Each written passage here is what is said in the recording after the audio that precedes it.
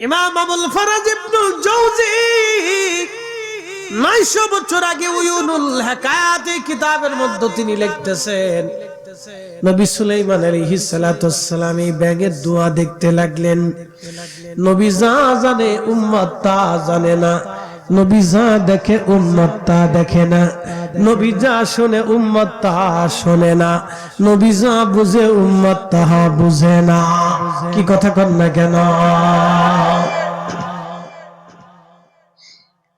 সাইয়েদুনা সুলাইমান আলাইহিস সালাতু ওয়াস সালাম দেখে আল্লাহ ব্যাঙের দোয়া কবুল করে নিছে। আল্লাহু আকবার। ব্যাঙের দোয়া কবুল হয়ে গেল। ব্যাঙ কাঁদে বলে, রাব্বি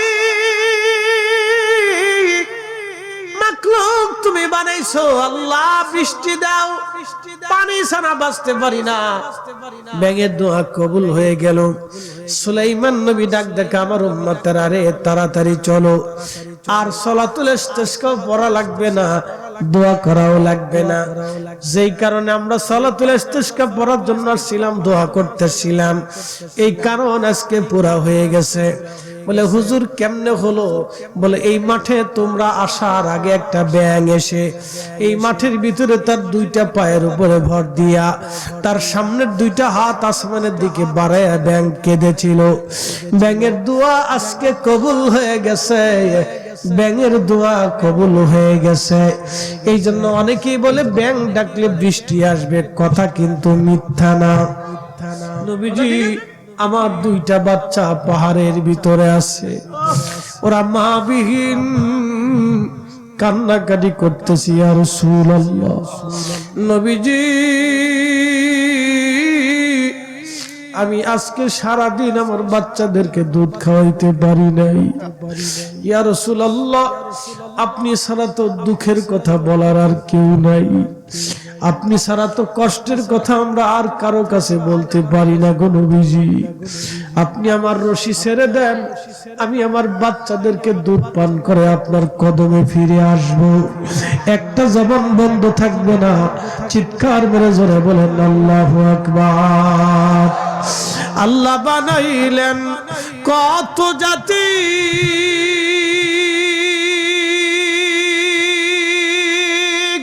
হইল না তার প্রেম প্রীতি। আল্লাহ বানাইলেন কত জাতি, হইল না তার প্রেম প্রীতি। অবশেষে মানুষ বানায় প্রেমের কারণে, ওরে অবশেষে মানুষ বানায় প্রেমের কারণে। প্রেমের ডুরি বান্ধরে মদিনার শনে, আহা প্রেমের ডুরি বান্ধরে মুর্শিদের শনে।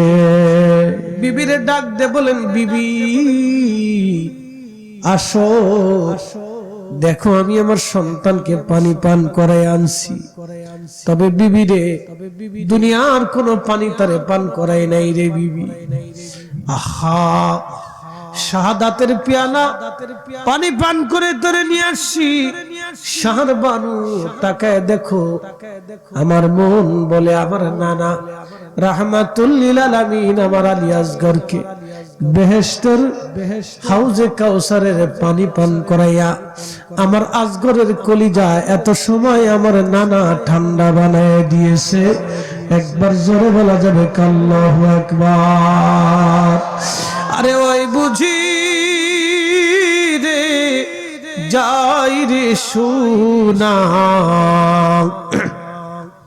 কারবানারো মাতম জারি, কান্দে ইমাম হুসাইন বিনয় করি, আলী আসগরের লাশ বুকে ধরি। কান্দে ইমাম হুসাইন বিনয় করি, আলী আসগরের লাশ বুকে ধরি।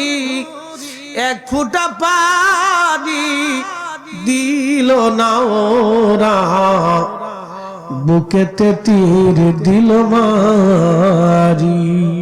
কখনো তোমাকে যদি ভুলি,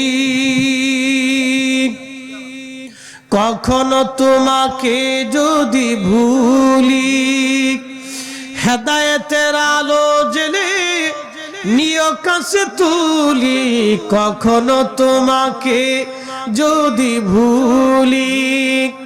হেদায়েতের আলো জেলে নিয় কাছে তুলি, ঠাই দিও প্রিয়তম ওগো মহিয়ান। তুমি রহমান, তুমি মেহেরবান। অন্ধ গাহে না শুধু তোমারি গুণগান, অন্ধ গাহে না শুধু তোমারি গুণগান। বুঝেও বুঝে না তবু শান, তুমি রহমান, তুমি মেহেরবান।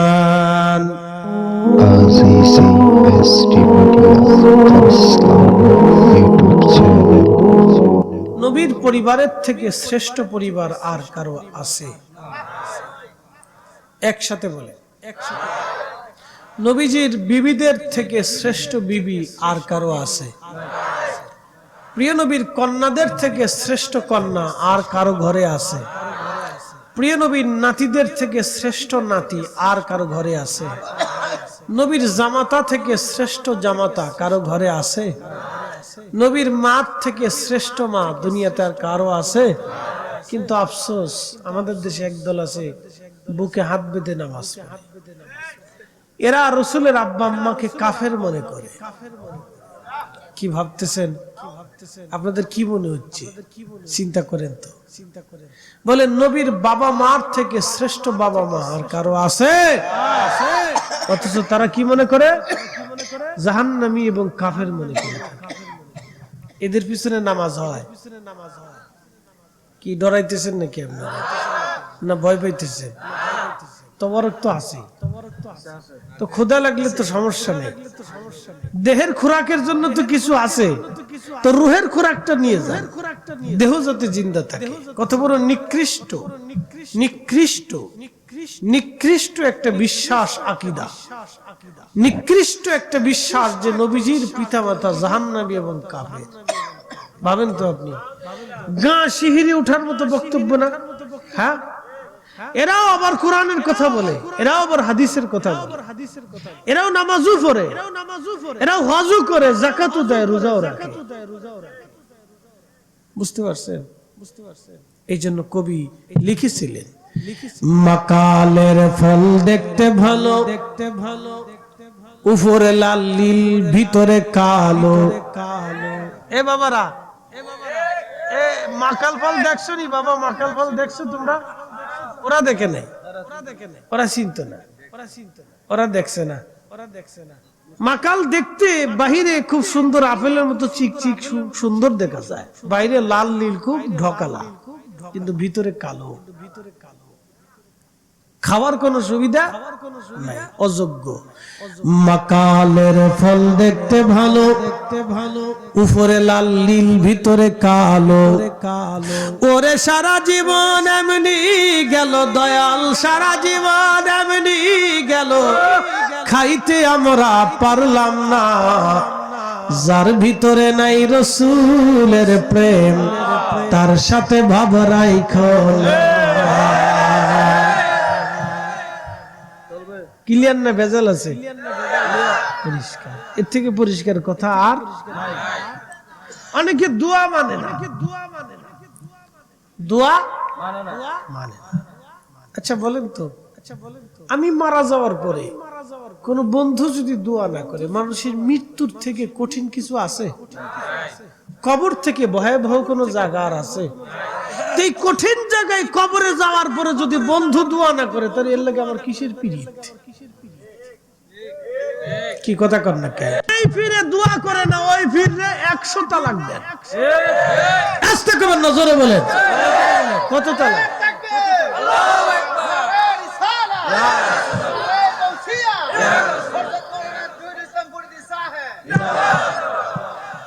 আমি 3 তালাক বলিনি, একবারে ডাইরেক্ট 100 মেরে দিচ্ছি। এরপরে যদি কোনো তালাক থাকে তো তা মেরে দিবে, কারণ এই পীরের কাছে মুরিদ হইয়া পীরের মাল নাই, মশলাও নাই, কিচ্ছু নেই।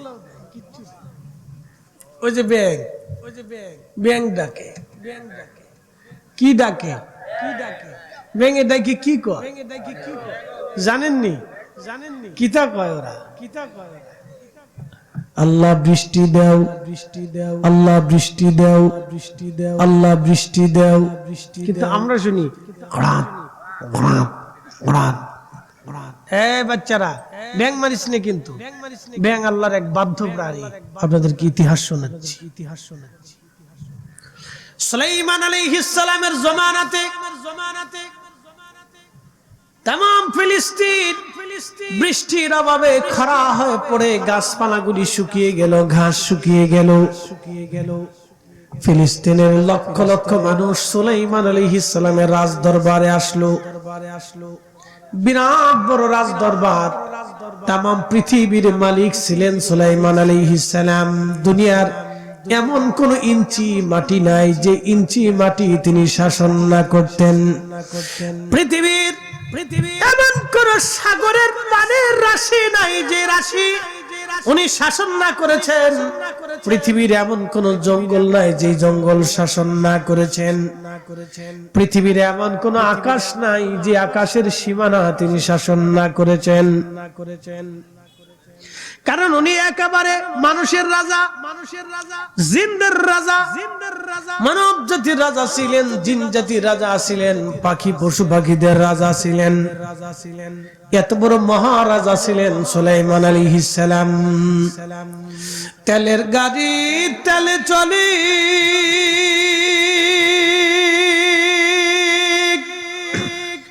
হাওয়ার গাড়ি হাওয়ায় উড়ে, বিনা তেলে চালাই গাড়ি নবী সুলাইমান।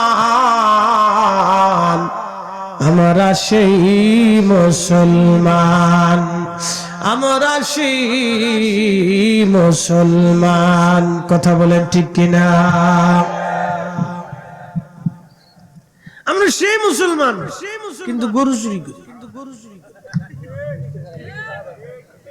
কথা ঠিক আছে নি? আমি একজনের জিজ্ঞাসলাম গরু কেমনে নেয়, মাথায় করে কয় না, গরুর সরে বলে গরুর রশি ধরে আগে আগে হাঁটে, আর গরু বলে পিছ পিছ হাঁটে। আমি বললাম তাহলে এর লাগে ওর নাম হয়েছে গরু। তো কুত্তা যদি হইতো তো সরে কি কুত্তা চুরি করতে পারে? সরের জান শেষ। সরে কিন্তু কুত্তাও চুরি করতে পারে না, বিড়ালও চুরি করতে পারে না। গরু ধরে লয়ে যায়, গরু পিছ পিছ হাঁটে, এর লাগে ওর নাম গরু। গরু এত বড় শক্তিশালী একটা প্রাণী, ও যদি চোর আর মালিক চিনতেই পারতো তাহলে চোরের জান শেষ হয়ে যেত, গুতুনি চালায়। কি কথা ঠিক আছে রে? কিন্তু গরু চোরও চিনে না, সাথে মালিকও চিনে না, এই জন্য ওর নাম গরু। গরুর ঘরের গরু। খুব মনোযোগ দিবেন হাজিরিন। সারা বাংলাদেশে যত মাহফিল হয়, সারা পৃথিবীতে এত মাহফিল নাই। সারা বাংলাদেশে যত মাহফিল, সারা পৃথিবীতে এত মাহফিল নাই।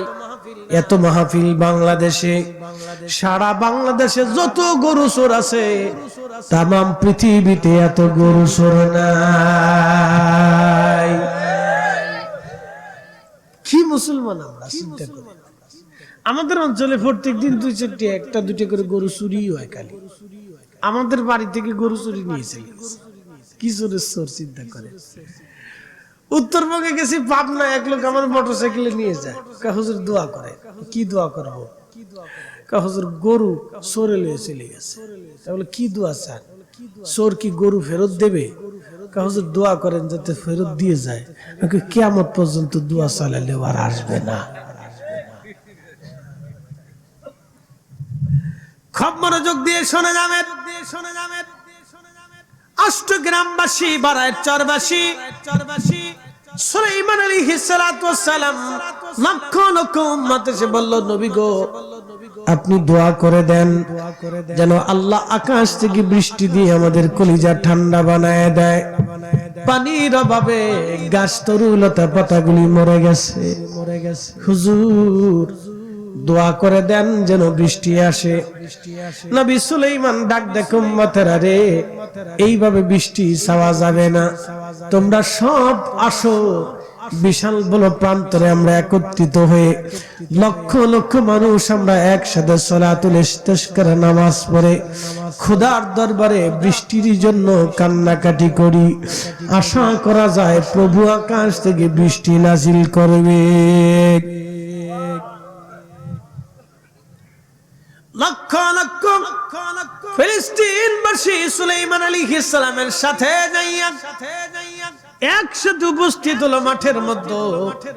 সুলাইমান আলাইহিস সালাম সালাতুল ইস্তিসকার নামাজ পড়তে গেলেন, কিন্তু নবী সুলাইমান দেখে রে ওই মাঠের এক কোনায় একটা ব্যাঙ দুই পায়ের উপরে ভর দিয়ে, ব্যাঙের সামনের যে দুইটা হাত আছে, দুইটা হাত আল্লাহর আসমানের দিকে হাত দুইটা বাড়াই দিয়া ব্যাঙ কাঁদে কয়, আল্লাহ আল্লাহ গো, আমারে তুমি ব্যাঙ বানাইছো, সৃষ্টির মাখলুক তুমি বানাইছো। আল্লাহ গো, পানি ছাড়া আমি বাঁচতে পারি না, পানি না হলে আমার কষ্ট হয়। আল্লাহ আমি ব্যাঙ তোমার দরবারে আরজি করি, বৃষ্টি দাও। আল্লাহ বৃষ্টি দাও। আমি ব্যাঙ তোমার দরবারে হাত বাড়াইছি, আল্লাহ বৃষ্টি দাও, আল্লাহ বৃষ্টি দাও। ইমাম আবুল ফরাজ ইবনুল জাওজি 900 বছর আগে উয়ুনুল হিকায়াত কিতাবের মধ্যে তিনি লিখতেছেন, নবী সুলাইমান আলাইহিস সালাতু ওয়াস সালাম এই ব্যাঙের দোয়া দেখতে লাগলেন। নবী যা জানে উম্মত তা জানে না, নবী যা দেখে উম্মত তা দেখে না, নবী যা শুনে উম্মত তা শোনে না, নবী যা বুঝে উম্মত তাহা বুঝে না। কি কথা কর না কেন? সাইয়েদুনা সুলাইমান আলাইহিস সালাতু ওয়াস সালাম দেখে আল্লাহ ব্যাঙের দোয়া কবুল করে নিছে। আল্লাহু আকবার। ব্যাঙের দোয়া কবুল হয়ে গেল। ব্যাঙ কাঁদে বলে, রাব্বি মাখলুক তুমি বানাইছো, আল্লাহ বৃষ্টি দাও, পানি ছাড়া বাঁচতে পারি না। ব্যাঙের দোয়া কবুল হয়ে গেল। সুলাইমান নবী ডাক দেখে, আমার উম্মতেরা রে তাড়াতাড়ি চলো, আর সালাতুল ইস্তিসকা পড়া লাগবে না, দোয়া করাও লাগবে না। যেই কারণে আমরা সালাতুল ইস্তিসকা পড়ার জন্য আসছিলাম, দোয়া করতেছিলাম, এই কারণ আজকে পুরা হয়ে গেছে। বলে হুজুর কেমনে হলো? বলে এই মাঠে তোমরা আসার আগে একটা ব্যাঙ এসে এই মাঠের ভিতরে তার দুইটা পায়ের উপরে ভর দিয়া তার সামনের দুইটা হাত আসমানের দিকে বাড়াইয়া ব্যাঙ কেঁদেছিল। ব্যাঙের দোয়া আজকে কবুল হয়ে গেছে, ব্যাঙের দোয়া কবুল হয়ে গেছে। এই জন্য অনেকেই বলে ব্যাঙ ডাকলে বৃষ্টি আসবে, কথা কিন্তু মিথ্যা না। কথা ঠিক আছে নি? হ্যাঁ মুসল্লিরা, এই মোবাইল টিভি আব্বা মোবাইল নামা নামা নামা বাবা নামা। ওরে সর্বনাশ, বিরাট বড় ভিডিও ম্যান রে। এই বাবুরা শোন, ব্যাঙ মারা যাবে, জোরে কো, ব্যাঙ মারা যাবে। ব্যাঙ দইরে অনেকে আবার পার ভিতরে রশি বেঁধে সারা গ্রাম বুড়ি আড়ায় ঘুরাইতে দেয়।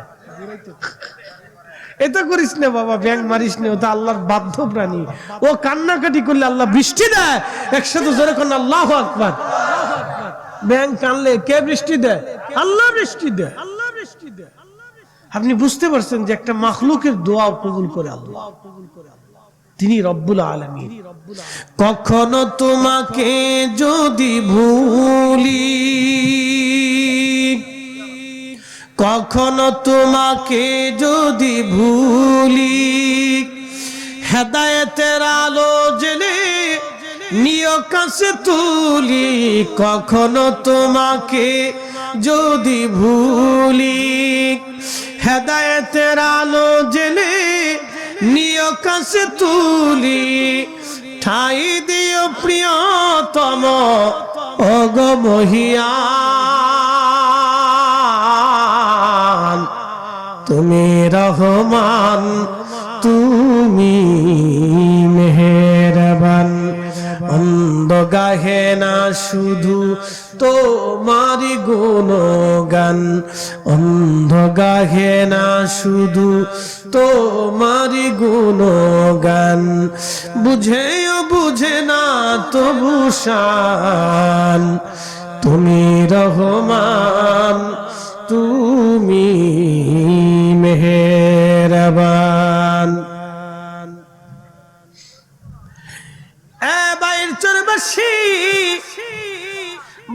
চোরবাসী ভালো করে শুনে যাবেন, ব্যাঙের দোয়া কবুল হয়ে গেল।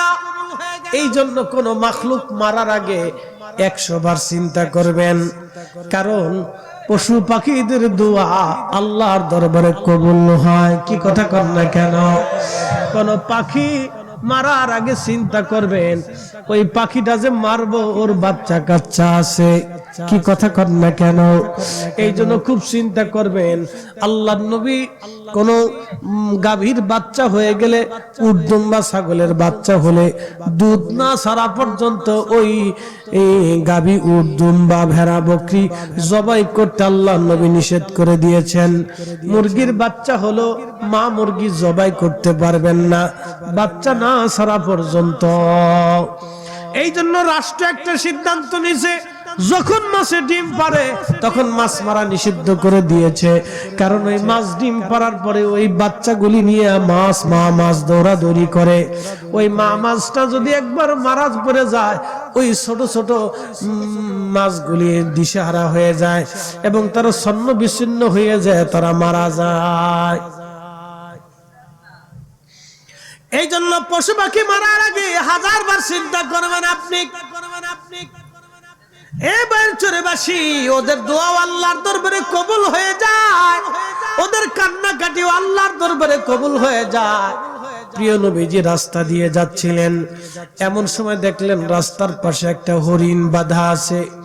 হরিণ বাঁধা, হরিণ নবীজিকে সালাম দিল, আসসালামু আলাইকা ইয়া রাসূলুল্লাহ। নবীজি ডাক দিয়ে বলেন, হরিণ তুমি কেন আমারে সালাম দাও? হরিণ ডাক দিয়ে বলল, হুজুর একজন ব্যক্তি আমারে ধরে নিয়ে আসছে। নবীজি, আমার 2টা বাচ্চা পাহাড়ের ভিতরে আছে, ওরা মা বিহীন, কান্নাকাটি করতেছি ইয়া রাসূলুল্লাহ। নবীজি, আমি আজকে সারাদিন আমার বাচ্চাদেরকে দুধ খাওয়াইতে পারি নাই। ইয়া রাসূলুল্লাহ, আপনি ছাড়া তো দুঃখের কথা বলার আর কেউ নাই, আপনি ছাড়া তো কষ্টের কথা আমরা আর কারো কাছে বলতে পারি না গো নবীজি। আপনি আমার রশি ছেড়ে দেন, আমি আমার বাচ্চাদেরকে দুধ পান করে আপনার কদমে ফিরে আসব, একটা জবান বন্ধ থাকবে না। চিৎকার মেরে জোরে বলেন আল্লাহু আকবার। আল্লাহ বানাইলেন কত জাতি,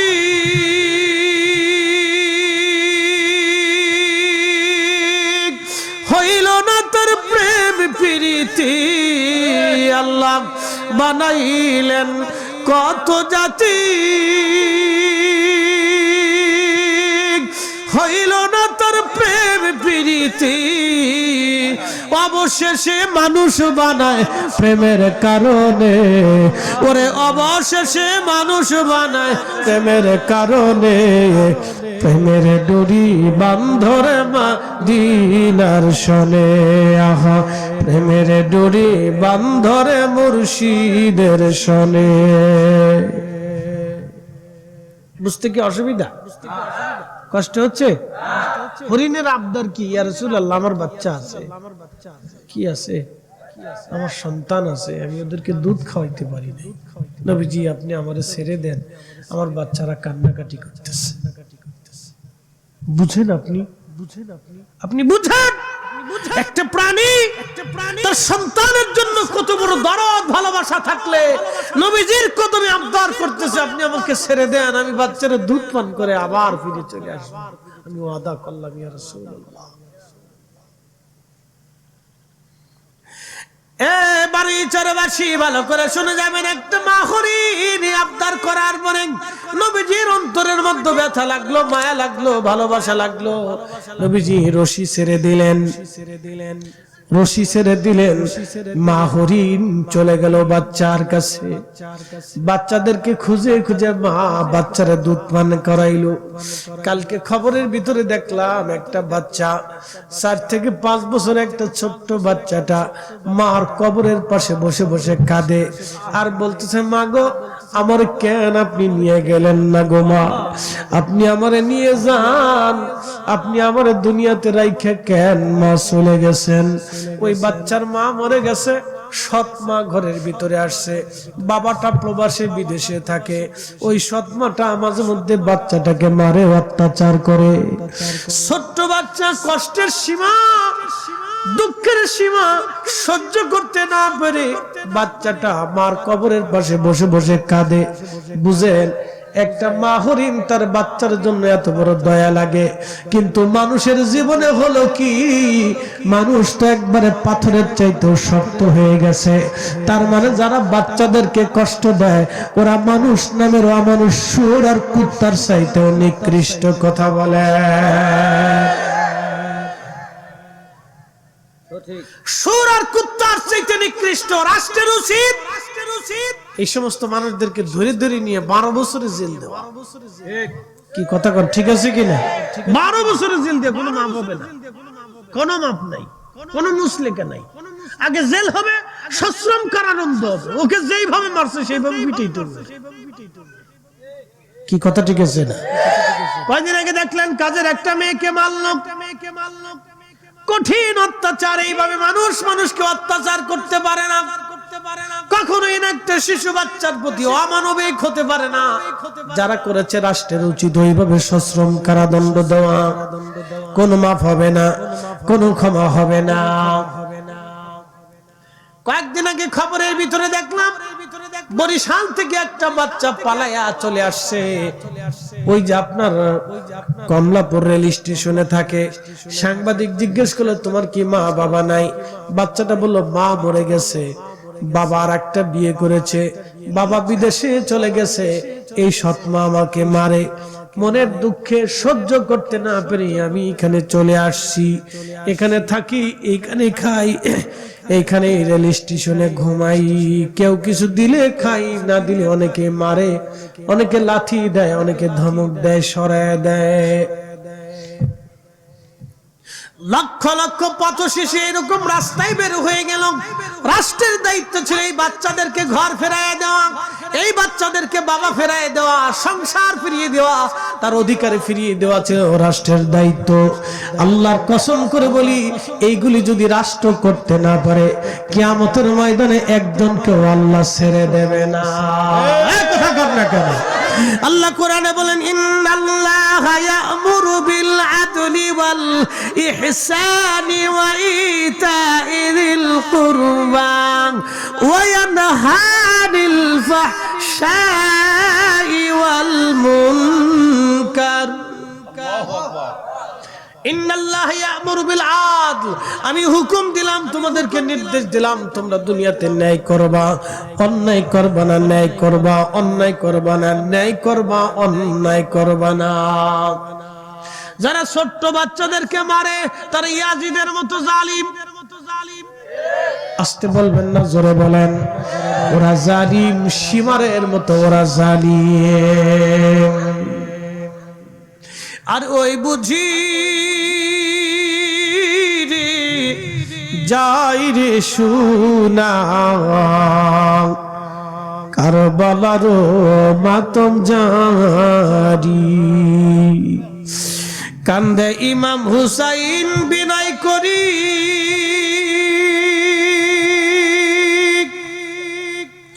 আলী আসগরের লাশ বুকে ধরি,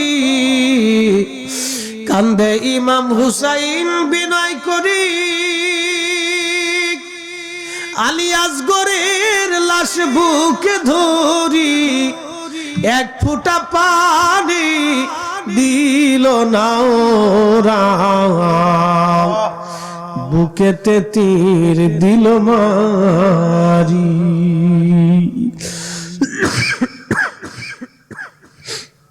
অষ্টগ্রামবাসী ভালো করে শোনাবেন, ছোট্ট বাচ্চাটাকে কোলে করে ইমাম হুসেইন আওলাদের রাসূল অনেক বড় আশা নিয়ে ইয়াজিদ শিবিরের সামনে দাঁড়াইছিলেন পানির আশা নিয়ে। আজকে বুঝি আমার এই ছোট্ট বাচ্চাটাকে তারা পানি পান করাবে। ছোট্ট বাচ্চাটাকে কোলের মধ্যে নিয়ে আওলাদের রাসূল হাজার হাজার ইয়াজিদি সৈন্যদের সামনে দাঁড়ায় বলেছিলেন, ইয়াজিদের সৈন্যরা রে, তোমরা আমার এই বাচ্চাটাকে নিয়ে যাও। আমার বাচ্চাটা ক্ষুধার্ত তৃষ্ণার্ত। তোমাদের দৃষ্টিতে আমি তোমাদের দুশমন হতে পারি, কিন্তু আমার ছোট্ট বাচ্চাটা তো কোনো দুশমনি করে নাই, ওর সাথে তো তোমাদের কোনো শত্রুতা নাই। একটু পানি ওরে পান করায় দাও। বিশ্বাস যদি না করো, আমার এই বাচ্চাটাকে নিয়ে ফোরাত থেকে তোমরা পানি পান করাইয়া আমার এই ছোট্ট বাচ্চাটার কলিজা ঠান্ডা বানাইয়া দাও। সেই দিন বারেরচরবাসী এই জালিমদের মনে মায়া লাগে নাই, মায়া হয় নাই, দয়া হয় নাই। আওলাদের রাসূলের জন্য একটু পানি বরাদ্দ ছিল না সেই দিন। আহা, আজও ফোরাত নদী প্রবাহিত হয়, কত পশু পাখিরা ওই নদীর পানি পান করে। 2-1 কিলোমিটার নদী না, সুদূর তুরস্ক পাহাড়ি অঞ্চল থেকে নদীর উৎপত্তি হয়েছে। তুরস্কের পাহাড়ি ঝর্ণা থেকে নদীর উৎপত্তি হলো। হাজার হাজার মাইল অতিক্রম করে ফোরাত নদী দজলা হয়ে সাগরের ভিতরে চলে গেল। এই নদীর পানি কোটি কোটি প্রাণী, মানব প্রায় নদীর পানি পান করলো। সেদিন আমার নবীর আওলাদরা পানির দিকে তাকায় চোখের পানি ফেলে কেঁদেছিল, কিন্তু নিকৃষ্ট বেঈমানদের মনে মায়া লাগে নাই, দয়া লাগে নাই, মায়া হয় নাই। দূর থেকে বেঈমান তীর ছুঁড়ে মেরে ডাক দে বলল, হুসাইন অপেক্ষা করো, জনমের পানি তোমারে পান করাইবো। তীর একটা ছুঁড়ে মারা হলো। বাবার কোলের মধ্যে ধরে রাখা ছোট্ট শিশু ইমাম আলী আসগর রাদিয়াল্লাহু আনহুর কলিজা বিদীর্ণ হয়ে বাবার কোলের মধ্যে সন্তান শহীদ হয়ে গেল। আরে এই দৃশ্যখানা দেখে আকাশের ফেরেশতারা সেই দিন কেঁদেছিল। এই দৃশ্যখানা দেখে পশু পাখিরাও সেই দিন কেঁদেছিল। ইমাম হুসাইন আল্লাহর আকাশের দিকে তাকায় চোখের পানি ছেড়ে দিলেন, ডাক দিয়ে বলেন, রব্বি আপনি তো সাক্ষী, আমার এই ছোট্ট বাচ্চাটা তো কোনো অপরাধ করে নাই আল্লাহ, সে তো এই জমিনে যুদ্ধ করার জন্য আসে নাই গো আল্লাহ, সে তো তলোয়ার ধরার জন্য আসে নাই গো আল্লাহ, আমি আমার কলিজার টুকরাকে পানি পান করানোর জন্য নিয়ে এসেছিলাম। আল্লাহ আপনি দেখেছেন এই জালিমরা আমার সাথে কেমন ব্যবহার করেছে। আল্লাহ আপনি দেখেছেন আমার আলী আসগরের সাথে এই জালিমরা কেমন ব্যবহার করেছে। রব্বুল আলামিন আপনি সাক্ষী থাকেন এই জালিমরা আমার কলিজার টুকরার সাথে কেমন ব্যবহার করেছে। ছোট্ট সন্তানটাকে কোলে নিয়ে ইমাম হুসাইন তাবুর পাশে চলে গেলেন। বিবিরে ডাক দে বলেন, বিবি আসো, দেখো আমি আমার সন্তানকে পানি পান করায় আনছি। তবে বিবিরে দুনিয়ার কোনো পানি তারে পান করায় নাই রে বিবি। আহা, শাহাদাতের পিয়ালা পানি পান করে ধরে নিয়ে আসছি। শাহর বানু তাকায় দেখো, আমার মন বলে আমার নানা রাহমাতুল লিল আলামিন আমার আলী আসগরকে বেহেশতের হাউজে কাউসারের পানি পান করাইয়া আমার আসগরের কলিজা এত সময় আমার নানা ঠান্ডা বানায় দিয়েছে। একবার জোরে বলা যাবে আল্লাহু আকবার। আরে ওই বুঝি রে যাই রে সোনা, কারবানারো মাতম জারি। কান্দে ইমাম হুসাইন বিনয় করি, আলী আসগরের লাশ বুকে ধরি। কান্দে ইমাম হুসাইন বিনয় করি, আলী আসগরের লাশ বুকে ধরি। এক ফোঁটা পানি দিল না ওরা, বুকেতে তীর দিল মারি। এই শুনে রাখবেন, ছোট্ট বাচ্চাদেরকে যারা মারে, হত্যা করে, জাহান্নামে তাদের ওইখানে জায়গা হবে। যেখানে আওলাদে রাসূলকে যারা হত্যা করেছিল, জাহান্নামে ওইখানে যাদের জায়গা হবে একবারে নিকৃষ্টতম জায়গা। ইন্নাল মুনাফিকিনা ফিদ দারকিল আসফালি মিনান নার।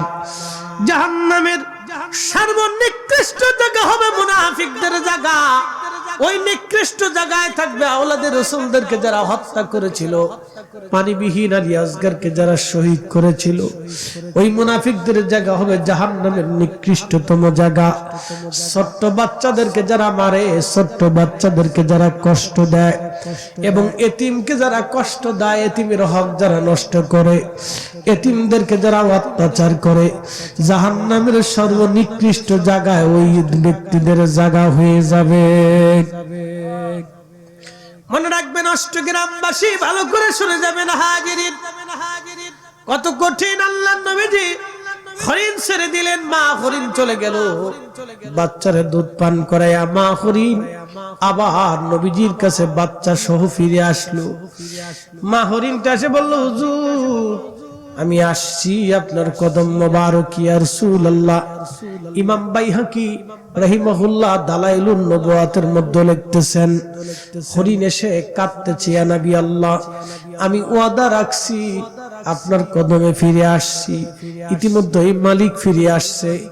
মালিক ফিরে আসার পরে আল্লাহর নবী বললেন, ও আল্লাহর বান্দা তুমি কি হরিণ ধরে নিয়ে আসছিলা? আল্লাহর বান্দা বলল, হ্যাঁ ইয়া রাসূলুল্লাহ আমি হরিণ ধরে নিয়ে আসছি। আল্লাহর নবী বললেন, আমি হরিণ ছেড়ে দিয়েছি, হরিণের একটা বাচ্চা আছে, দুইটা বাচ্চা আছে। তুমি মা হরিণটাকে ধরে নিয়ে আসছো, হরিণের দুইটা বাচ্চা আছে, তার বাচ্চারা দুধের জন্য কান্নাকাটি করতেছে, সেই জন্য আমি হরিণ ছেড়ে দিয়েছি। হরিণের মালিক বলল, হুজুর এরকম হরিণ ছেড়ে দিলে কি আর কোনদিন হরিণ ফিরে আসবেনি? নবীজি বললেন, হ্যাঁ হরিণ আমার সাথে ওয়াদা করেছে সে আবার ফিরে আসবে। ঠিক হরিণ যখন ফিরে আসছে, হরিণ যখন ফিরে আসছে, হরিণ যখন ফিরে আসছে, তখন নবীজি বললেন, হে হরিণের মালিক তোমার হরিণ ফিরে আসছে, তোমার এই হরিণ ফিরে আসছে। হরিণ এসে বললেন, হুজুর আমি আমার বাচ্চারা আমার সাথে চলে আসছি ইয়া রাসূলুল্লাহ, আপনাকে দেখার জন্য আমার বাচ্চারা আমার সাথে আসছে। নবীজি আমি আমার বাচ্চাদেরকে নিয়ে আসছি। মনোযোগ দিয়ে শুনে যাবেন। তার মানে কি জানেননি? একটা গরু বাচ্চা দেওয়ার পরে মা গরুটাকে আপনি ছেড়ে দিবেন, রশি কেটে দিবেন, ওই গাভীর বাচ্চাটাকে আপনি কোলে করে নিয়ে সারা 8 গ্রাম ভরেও যদি আপনি হাঁটেন, দেখবেন ওই গাভী আপনার পিছে পিছে হাঁটবে। বাচ্চা রেখে গাভী পালায় না, বাচ্চা রেখে গাভী পালায় না। তাহলে বুঝা গেল একটা মায়ের কলিজার ভিতরে দরদ কেমন থাকে, ভালোবাসা কেমন থাকে, মায়া কেমন থাকে। অষ্টগ্রামবাসী, এই জন্য নবীজি বললেন, যারা বাচ্চাদেরকে দয়া করে না, বাচ্চাদেরকে যারা ভালোবাসে না, তারা আমার উম্মতের দলভুক্ত না। যারা বাচ্চাদেরকে মায়া করে না, ভালোবাসে না, তারা আমার উম্মতের দলভুক্ত না। আল্লাহর নবী বললেন, তোমরা তোমাদের সন্তানদেরকে সাথে নিয়ে খাবার খাও, তোমরা যা খাবে সন্তানদেরকে তা খাওয়াবে। তোমরা ভালো মন্দ খাবা, সন্তান খারাপ খাবে তা হবে না। আল্লাহর নবী তার বাচ্চার অধিকার পর্যন্ত ফিরিয়ে দিলেন। খুব মনোযোগ দিবেন। আল্লাহর নবীজি বললেন, হরিণ আহা হরিণ এসে কাঁদতে লাগলো, হুজুর আমি বাচ্চা নিয়ে এসে পড়েছি। আল্লাহর নবী হরিণ আমি বিক্রি করব না, তবে নবীজি আজকে যে দৃশ্য দেখলাম আমার আর বুঝার বাকি নাই, আপনি আখিরি নবী, আমি এই হরিণটাকে একবারে মুক্ত করে দিলাম, আজাদ করে দিলাম, এই হরিণটাকে ছেড়ে দিলাম। হরিণ চলে যাইতে লাগলো, বাচ্চারা মায়ের সাথে আনন্দ করতে করতে লাফায় লাফায় লাফায় লাফায় চলে গেল। এই জন্য আমাদের নবী রাহমাতুল লিল আলামিন, একবার জোরে বলা যাবে কে মারহাবা। ওরে রাহমাতুল লিল আলামিন, আপনি উম্মতের জাবিন, গুনাহগারের অতি আপনজন। আল্লাহর নবী নূরের নবী গো, আপনি নবী আমার জীবনের জীবন। এ অষ্টগ্রামবাসী, মা এমন একটা জিনিস, এমন একটা নিয়ামত। মা মা মা মা গাভীর বাচ্চা সন্তানের প্রতি দরদ লাগে। পাখির বাচ্চা হয়, দেখবেন পাখির বাচ্চা সাপ ধরতে গেলে ওই পাখিটা কিচিরি মিচিরি করে সাপের সাথে লড়াই করে। মুরগির বাচ্চা হয়, এই মুরগির বাচ্চাগুলি কাক অথবা ওই চিল যখন ধরতে আসে, তখন মুরগিটা ওই চিলের সাথে লড়াই করে বাচ্চা বাঁচানোর জন্য। একটা বাচ্চার প্রতি হাঁসের দরদ কত কান্নাকাটি করে। একটা গাভীর বাচ্চা মারা যাওয়ার পরে দেখবেন গাভীটা কান্নাকাটি করতে থাকে, ডাকতে থাকে। আরে বন্ধু খুব মনোযোগ দিবেন, একটা কুকুরের বাচ্চা হলো, দেখবেন 8টা 10টা করে কুকুরের বাচ্চা হয়। জীবনে কোনোদিন দেখেন নাই কুকুর তার বাচ্চা রেখে পালায়ে চলে গেছে। কুকুর তার বাচ্চা রেখে পালায় না, ওই কুত্তাটা ক্ষুধার্ত থাকলেও বাচ্চারে দুধ খাওয়ায়। কিন্তু বাংলাদেশের এমন মা আছে, সন্তানকে রেখে দিয়ে অন্য পুরুষের সাথে হাত ধরে পালায়া চলে গেছে। শুয়োর আর কুত্তর চাইতেও খারাপ।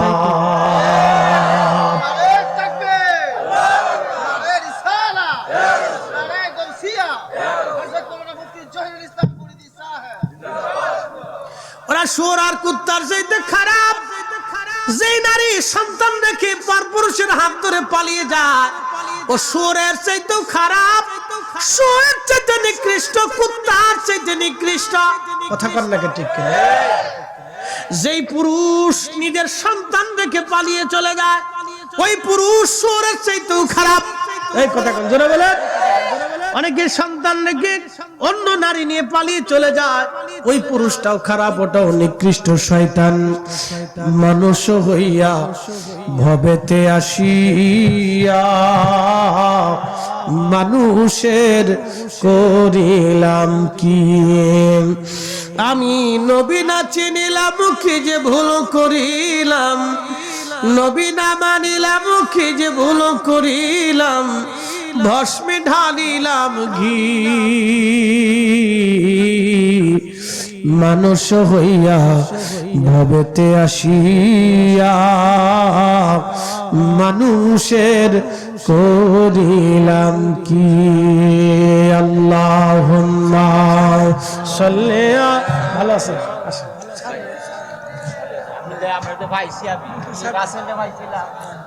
মুহাম্মদ।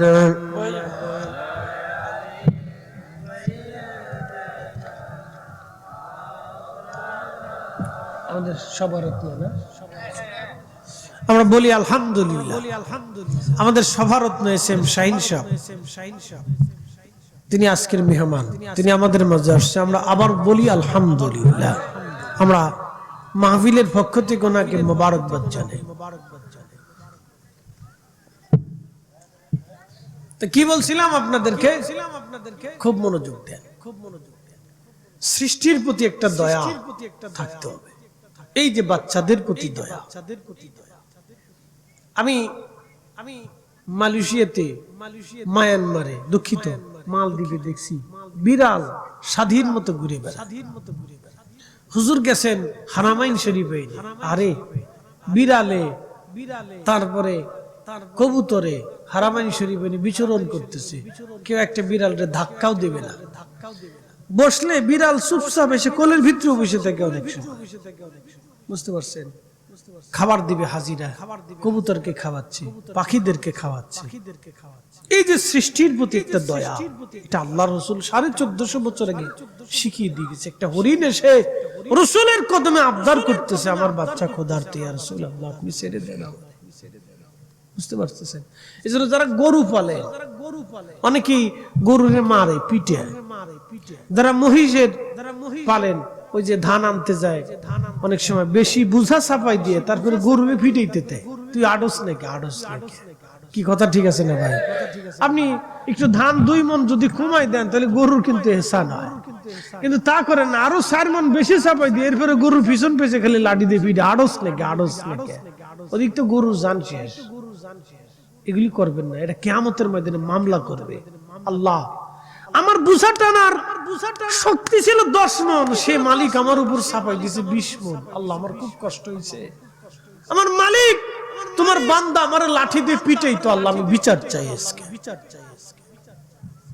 সেই দিন আল্লাহ আপনার ঘরের উপর ওরকম 10 মণ চাপাই দিয়ে গরুরে কবে, এবার ও যদি টানতে না পারে তাহলে পিছন দিক থেকে গুতাইতে থাক, একসাথে কোন আল্লাহু আকবার, গুতাইতে থাক, গুতাইতে থাক।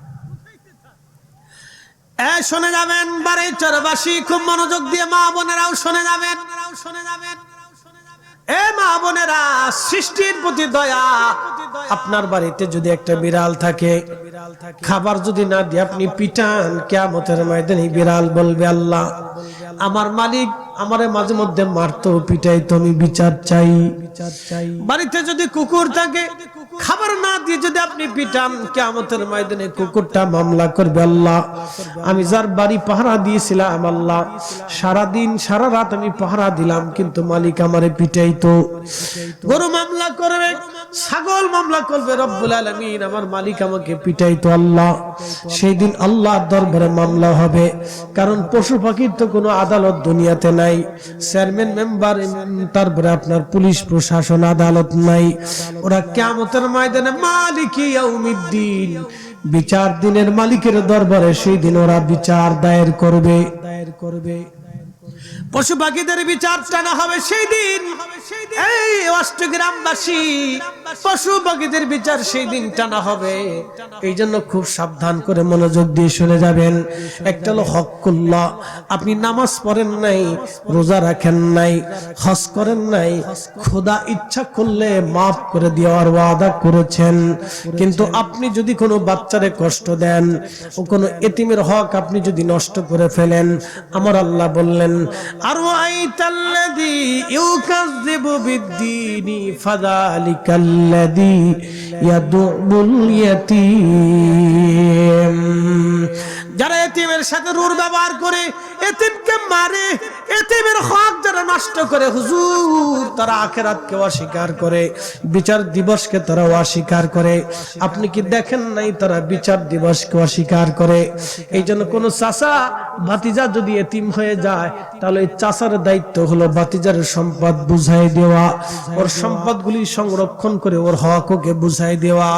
কোন ভাগ্নি যদি এতিম হয়ে যায়, মামার দায়িত্ব হলো তার হকগুলি তারে বুঝাই দেওয়া, ওই হকগুলি তারে বুঝাই দেওয়া এবং তার সম্পদ থেকে বুঝাই দেওয়া, তার হক আদায় করা।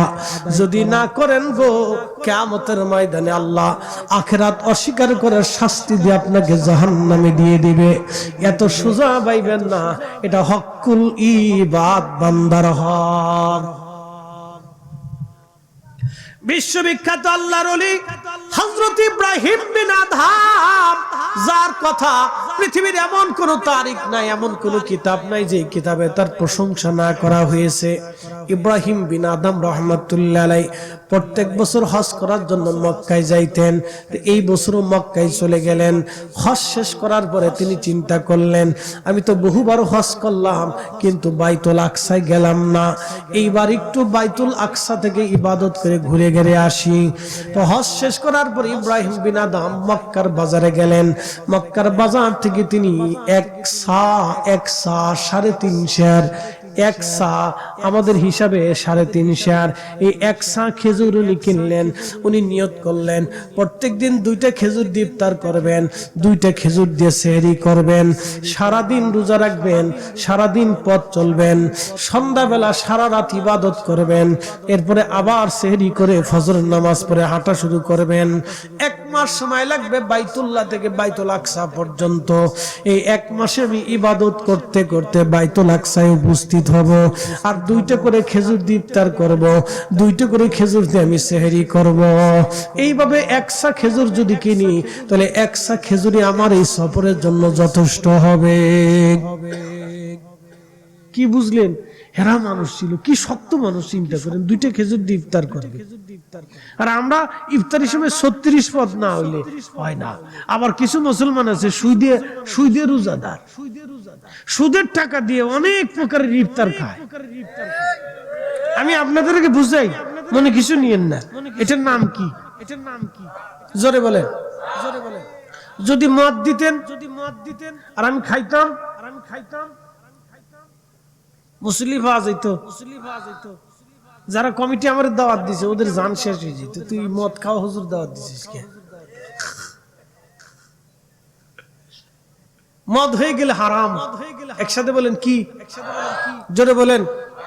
এর ভিতরে যদি 1 ফোঁটা গরুর পেশাব ছেড়ে দেন, যদি একবারে গরুর পেশাবটা সুন্দর করে রিফাইন করে পরিষ্কার করে আনেন, তারপরেও একসাথে বলেন, তাহলে এই সারাদিন রোজা রাখার পরে আমি হুজুর এই আওলাদের রাসূল আওলাদিয়া দরবার শরীফ আপনাদেরকে দাওয়াত দিছি, দাওয়াত দিয়ে ধরেন হুজুর বলল আপনারা আসছেন অনেক কষ্ট করে, তা আমিও আপনাদের জন্য আজকে ইফতারি ইন্তজার করছি, তো শরবতের ভিতরে কিছু গোসুনা মিশিয়েছি, আপনারা খান। কেউ খাবে? হুজুর কি পাগল হয়ে গেল?